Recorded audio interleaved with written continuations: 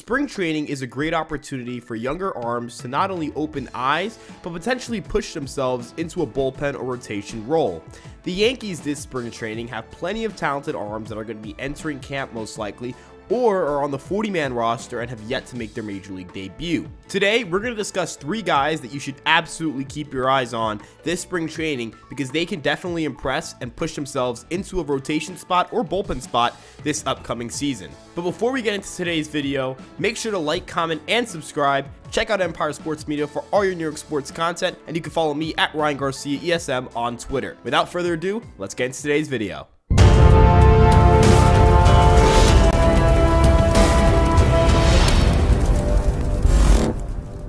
Starting off our list is a friend of the pod, Carson Coleman. Carson Coleman was signed as an undrafted free agent following the 2020 draft, as that draft only went 3 rounds, so plenty of prospects had to end up signing as free agents instead of going the traditional route. Coleman is a 24-year-old who spent time in High A and in Double A with the Somerset Patriots, becoming the closer for an Eastern League championship winning Somerset Patriots team last year. Coleman was dominant with a 2.13 ERA, 37.8% strikeout percentage, and a 35.6% called strike plus whiff rate. Now, why is called strike plus whiff rate an important stat and what does it detail? Called strike plus whiff percentage is a very self-explanatory metric. It measures called strikes plus whiffs divided by the total amount of pitches a pitcher's thrown. A pitcher's ability to generate called strikes and swings and misses improves their ability to sustainably get strikeouts over the long term. Now, Carson Coleman does this primarily by just using his four-seam fastball. He actually uses his four-seam fastball roughly 3/4 of the time, and it's an absolutely gross pitch. Thrown at 95.1 miles an hour with 18.7 inches of horizontal break and 16.4 inches of induced vertical break, it has some life up in the strike zone and also has plenty of tail, which allows it to either go up and away for swing and a miss against left-handed batters, or up and in to either jam a righty or get a swing and a miss. We also saw Carson Coleman use his sweeping slider last year. This pitch averaged 80.7 miles per hour with nearly 12 inches of horizontal sweep and negative 3.2 inches of induced vertical break, meaning it has plenty of drop and plenty of sweeping action, holding batters to a 201 xWOBA. Now, xWOBA can be defined as a metric that looks at quality of contact, strikeouts,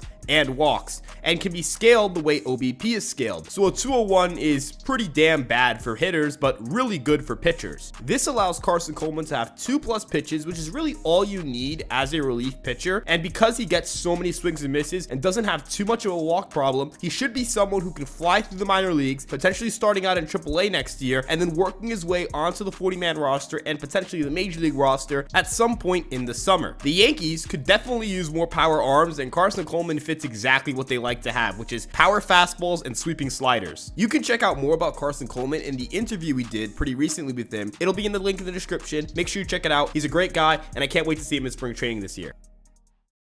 A 27-year-old Jimmy Cordero tossed 37 1/3 innings of 2.89 ERA baseball with a 59.4% ground ball rate and holding batters to a sub-200 average. He looked to become a big part of that bullpen in 2020 as the White Sox looked to compete and they ended up making the postseason. But Jimmy Cordero didn't have the season he was looking for. He put up a 6.07 ERA and saw a 10% decrease in his ground ball rate, which coincided in his BABIP in 2019 going from 227 to a 352 BABIP allowed in 2020. It's no surprise that he gave up far more runs, gave up more hits, and was overall just less effective than he was in 2019. And while Cordero bounced back with 3 2/3 scoreless innings in the postseason, it wasn't enough to push the White Sox past the Oakland Athletics as they lost in the wild card round after winning the first game of the series, and Jimmy Cordero would need Tommy John surgery, and that Tommy John surgery has kept him out of Major League Baseball ever since. This time around though, he could have a shot to make the team out of camp as he's already on the 40-man roster and was highly impressive in his stint in minor league baseball last year with the Scranton Rail Riders. Jimmy Cordero tossed 38 2/3 innings of 2.09 ERA baseball with a 31.8% strikeout rate and a 51.7% ground ball rate. He got an abnormally high amount of swings and misses, and while yes, this is a 30-year-old pitching in AAA, it's still important to note that he had a 32.1% called strike plus whiff percentage, something that again we mentioned earlier with Carson Coleman can prove to be a good measure as to how sustainable someone's strikeout rate is. The reason reason for this is a simplification of his pitch mix, something the Yankees do really well with pitchers. He only threw his sinker and slider last year, which is a massive change from what he did with the Chicago White Sox, which was throwing 6 different pitches: a 4-seam fastball, sinker, cutter, slider, curveball, and changeup. Now, you might look at someone having a less diverse pitch mix as a bad thing, but the way I view it is that he's optimizing his pitch repertoire. He's throwing his best pitches more often, something that's vital for relievers to do in order to find long-term success in this league. And I'd be hard-pressed to call Jimmy Cordero's sinker and slider anything but plus pitches. His slider last year had a 62.5% whiff percentage and 142 xwOBA against, while Jimmy Cordero's sinker had 17 inches of horizontal movement, and batters really struggled to generate hard contact on the pitch. This is the game plan for Jimmy Cordero. Go out and use the sinker aggressively, get contact on the ground, and if you're in a strikeout count, 0-2, 1-2, 2-2, use the slider, get a chase or a swing and a miss in the zone, and get the strikeout. Jimmy Cordero is a veteran pitcher with great velocity, great pitch movement, and quite frankly, a pitch mix that is way better than it was before, even with fewer pitches involved. He's optimized, he's got exactly what Matt Blake loves in the sinker and the slider, and quite frankly, the Yankees could definitely use another veteran reliever in their bullpen.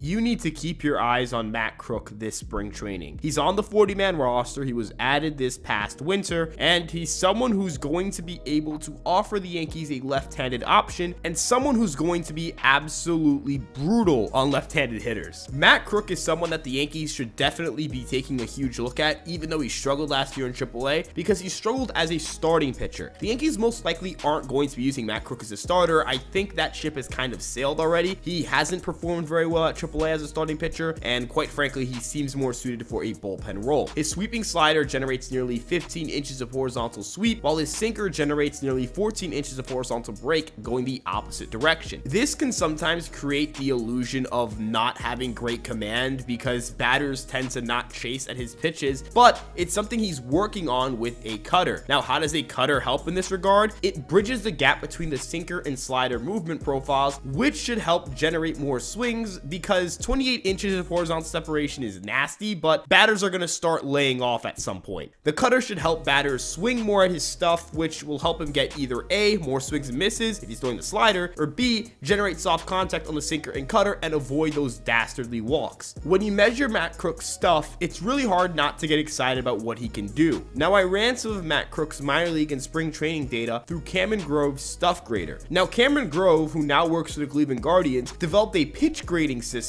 which evaluates a pitch's velocity, spin rates, horizontal movement, vertical movement, release points horizontally and vertically, alongside extension to figure out how good a pitcher's stuff is on an individual pitch on a 20 to 80 scale. Now, for any pitch that isn't considered your primary fastball, how it plays off your primary fastball also affects the stuff grade. So it's very in-depth, it's very comprehensive, and I would suggest that you check it out for yourself and play around with it for a little because it's pretty fun to use. Now, just like with future value, which also uses a 20/80 scale, you're going to go by 5. So you're not going to see a 57 or a 58. A 57 would round to a 55 and a 58 would round to a 60. When we look at Matt Crook's pitching data, we see that his sinker graded out as a 58 out of 80, which would round up to a 60. His slider graded out as a 68 out of 80, which would round up to a 70. And his cutter graded out at a 58 out of 80, which would also round up to a 60. We see that he has 3 plus pitches, and not just plus pitches in the sense that it's barely above average. These are 3 well above average pitches, with the slider being the nastiest and being an absolutely gross pitch. Matt Crook has the stuff to absolutely handle a major league relief job right now. It's just a matter of him showing that he has enough command to find the strike zone and can get batters to generate enough swings, because if he does that, he's going to be a breakout candidate. But let me know what you guys think. Maybe you guys have a different pitcher you think will break out in spring training, and if so, let us know in the comment section below. Thank you guys so much for checking us out, and we'll see you guys in the next video.